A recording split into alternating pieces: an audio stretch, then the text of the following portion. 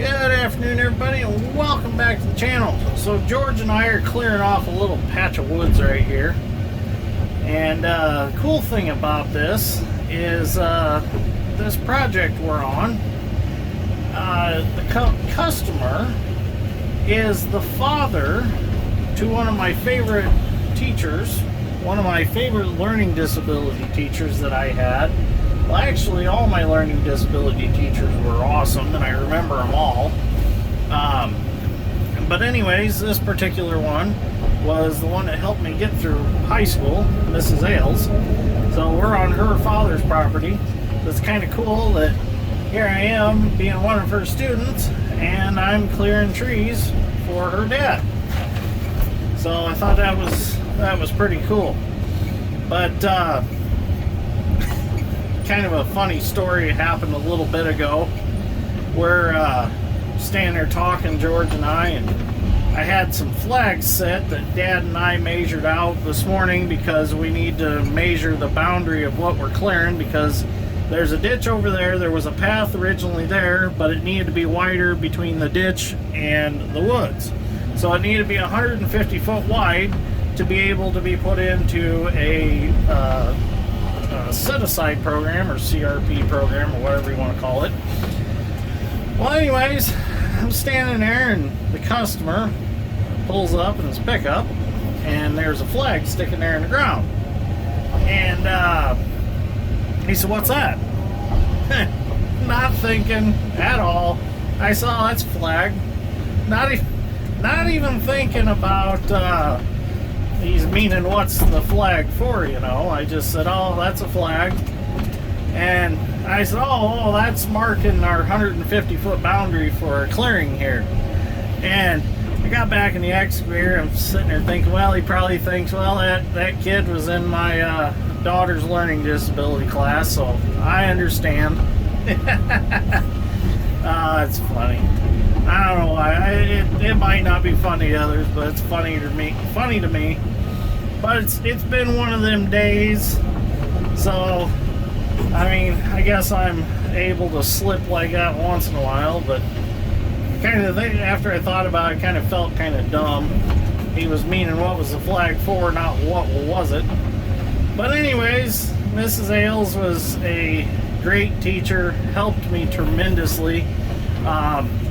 In fact, me and another friend of mine actually graduated high school going through her learning disability classes, and he's actually in the excavating also. He does a lot of trucking, paving, and he does a lot of fiberglass pole installations. So he does some pretty cool stuff. Does a little different than what we do. He does some land clearing, but he's more up in the city area, so he doesn't do a lot of the rural land clearing and ditch work like we do. But both graduates through her class, so it's pretty cool. But I went through learning disability classes basically my whole school career. Started out in elementary school. They realized early on I had a reading comprehension problem, and I had trouble learning math and English like the rest of the kids. So at the time the Jesse program had came about, and I actually got enrolled in that. And I had a lot of classes that were normal classes, but like through high school and middle school, I would actually have a period where I would go to the learning disability classes. And in those classes, I was taught, my math and English, more basically smaller class size, less students, and one-on-one with the teacher. Now, the trouble was I had problems learning stuff that didn't interest me all that well. So, I mean, if you put let's say a technical manual for a John Deere 720 in front of me, I will read that book and I will comprehend every bit of it because it interests me. Well, try to put something about the, I don't know, let's say some world history or some crap like that doesn't interest me, I'm going to have trouble telling you what I read in that book, and I'm going to have trouble taking the test on whatever I need to take a test on. So that was part of my learning disability trouble. But as you can see, it doesn't affect me in any way, shape, or form, because I've become, I feel, fairly successful. I mean, I've got a YouTube channel where I'm watched around the world. I mean, got a rather large excavating business, and you know, we farm 2,000 acres, so I feel like I've fit into society quite well and have been successful. So if you have a learning disability and you're in elementary school or you're in middle school or high school or whatever, don't let it hold you back on anything. You just learn different than others. I was bullied a lot because, you know, a lot of kids thought, oh, you go to your learning disability class and they just give you all the answers for your tests and things like that. No, that's not how it works. They give me more one-on-one attention and helped me understand what I needed to understand and what I needed to learn. And they made it in a form that I could learn from. So all those teachers left an impression on me because I can remember every one of their names and I can remember what every one of them looked like. Where a lot of the teachers that I had, I can't remember their names. I mean, because they just didn't spend that much time with me. You know, they wanted me in and out, get your grade, get your lesson, and get out of here. And some kids just don't learn that way. But Mrs. Ailes was always a great teacher because she grew up on a farm. Her dad farmed. He's retired now, but she grew up on a farm, so she could use different farm things in her curriculum to teach me how to do different things. So that would help me learn. You know, and learning disability teachers are very creative. They come up with different ways that the students can understand, and just made things easier. I don't know if I'd ever graduate high school without her. So, just a fun little fact that I don't think anybody knew, and I've never talked about on YouTube. But you know, I have a learning disability, and I'm not ashamed of it, and neither should you.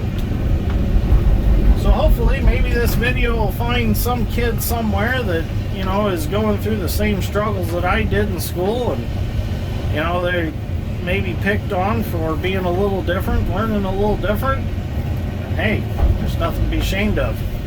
You can show whoever's picking on you, you can show them my videos and be like, this can be me. This guy's got it figured out. Didn't make him any different than anybody else. I did have an English teacher that told me several times, said if I didn't pay attention, that I was going to be a ditch digger. Well, that's working out pretty well for me, I think. Cruising around in a new excavator, digging ditches. I don't think that was too bad of a deal. But we all do different things. We all enjoy different things. And I don't know why some of the trades teachers use, they're like, you're going to be a ditch digger. Well, what's wrong with being a ditch digger or a pipe layer or something like that? There's nothing wrong with it. You make good money doing it. Probably make more money than, well, I know you make more money than some teachers. He may have been just joking when he said it, but back then I kind of took it to heart. I almost think it was kind of an inspiring words for me, because that's what I do now. It inspired me to be a ditch digger. Which, that brings me to the next subject here. We've got to dig this ditch. We got it all mowed off, all debrushed. All we gotta do is dig it now, and we're out of here on this project. But we are going back to our fertilizer shed project tomorrow. we got to get some more stuff prepped for more concrete. So I hope everybody enjoyed the first video of the fertilizer shed project. I've got 5 more videos to come so far, saved in the bank basically. They're just waiting for me to make them public, which I'm going to space them out a little bit because I don't want to drown everybody in video. So be watching for those. And Dad's crankshaft showed up today for the John Deere 722 cylinder. So that's something else that's going to be coming soon, is putting a tractor back together. We found a crankshaft. Tyler Shoemaker from Shoemaker Tractor Parts in Pennsylvania came up with a crankshaft for it. So thank you, Tyler, for coming up with that. That'll be great. We'll get that back in. We got to get the bearings remachined for it, the main bearings. So then we'll be able to throw that back together. Pretty excited about that. And then, well, before we throw it back completely together, we are going to send the injector pumps off to get those rebuilt. Because since we're in there, we might as well do it, because we think it's getting a little bit of fuel in the engine oil. If you leave it set for a while, like a couple months, it ends up gaining engine oil. So there's only one way that, or only one place that's coming from, and that's diesel fuel, and it's getting through the injector pumps, which is common on the old tractors. So we're going to get those fixed, and then we can put it back together, and hopefully, knock on wood, someday we can just paint it all and fully restore that tractor. So anyways, thank you for watching. Short little episode, little updates on some of that stuff, and a little bit of stuff you didn't know about me. So thanks for watching. I'll see you all in the next one.